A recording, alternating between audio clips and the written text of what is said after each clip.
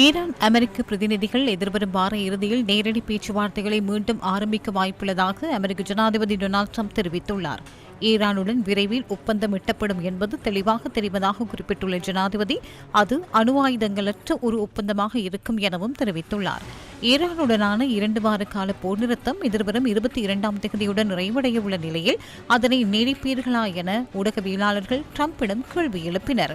இதற்கு பதிலளித்த அமெரிக்க ஜனாதிபதி, பேச்சுவார்த்தைகள் வெற்றிகரமாக நடைபெற்று வருவதால் போர் நிறுத்தத்தை நீடிக்க வேண்டுமா இல்லையா என்பது குறித்து தமக்கு இன்னும் ஒரு யோசனை இல்லை என தெரிவித்தார்.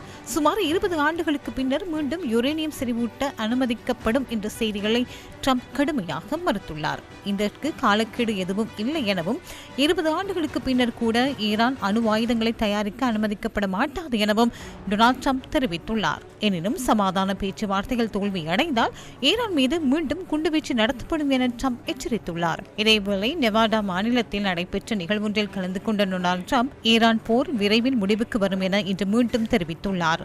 இவ்வாறானதொரு பின்னணியில் அமெரிக்க பாதுகாப்பு செயலாளர் பீட் ஹெக்ஸெட் அதற்கு எதிரான கருத்தொன்றை ஊடகங்களுக்கு முன்வைத்தார். ஈரானிய துறைமுகங்களை முடக்கி அமெரிக்கா முன்னெடுத்துள்ள நடவடிக்கை ஒரு நாகரிகமான பதிலடி எனவும், தேவைப்பட்டால் ஈரானின் மின் உற்பத்தி நிலையங்கள் உள்ளிட்ட எரிசக்தி உட்கட்டமைப்புகள் மீது அமெரிக்க படைகள் தாக்குதல் நடத்த முடியும் எனவும் அமெரிக்க பாதுகாப்பு செயலாளர் குறிப்பிட்டுள்ளார். முன்னெப்போதும் இல்லாத பலத்துடன் எதிர்கால சவால்களை எதிர்கொள்ள அமெரிக்க படைகள் தயாராக உள்ளதாகவும் பென்டகனில் நடைபெற்ற ஊடகவியலாளர் சந்திப்பில் பீட் ஹெக்ஸெட் தெரிவித்துள்ளார். ஹோர்முஸ் நீரிணையின் நிலைமை. ஹோர்முஸ் நீரிணை ஊடாக ஈரான் கப்பல்கள் செல்வதை தடுக்கும் நோக்கில் அமெரிக்கா முன்னெடுத்துள்ள நடவடிக்கையில் 12 கப்பல்கள், 100 விமானங்கள் மற்றும் 10,000 துருப்பினர்கள் ஈடுபடுத்தப்பட்டுள்ளதாக அமெரிக்க மத்திய கட்டளை தலைமையகம் தெரிவித்துள்ளது.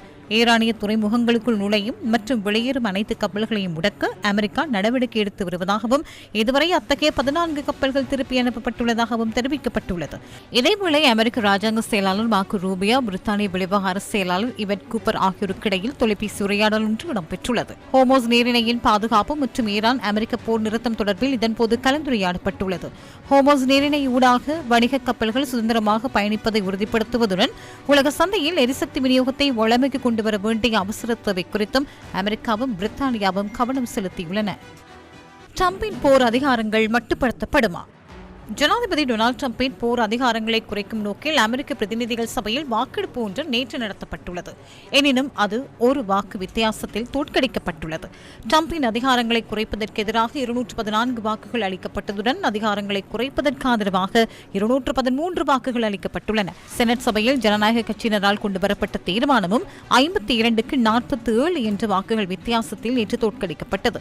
இதற்கிடையில் அமெரிக்காவிடம் ஆயுதங்களை கொள்வனவு செய்ய ஒப்பந்தம் செய்துள்ள சில நாடுகள் ஆயுதங்கள், தளபாடங்களுக்கான விநியோகம் தாமதமாகலாம் என தகவல்கள் வெளியாகியுள்ளன. ஈரான் போர் தொடர்ந்தால் அதன் வெற்றி அமெரிக்க ஆயுத இருப்புகளில் தங்கி இருப்பதால் வெளிநாடுகளுக்கு ஆயுதங்களை வழங்குவதில் தாமதம் ஏற்படலாம் என அமெரிக்க ஆதாரங்களை மேற்கோள் காட்டி ராய்ட்டர்ஸ் செய்தி சேவை செய்தி வெளியிட்டுள்ளது.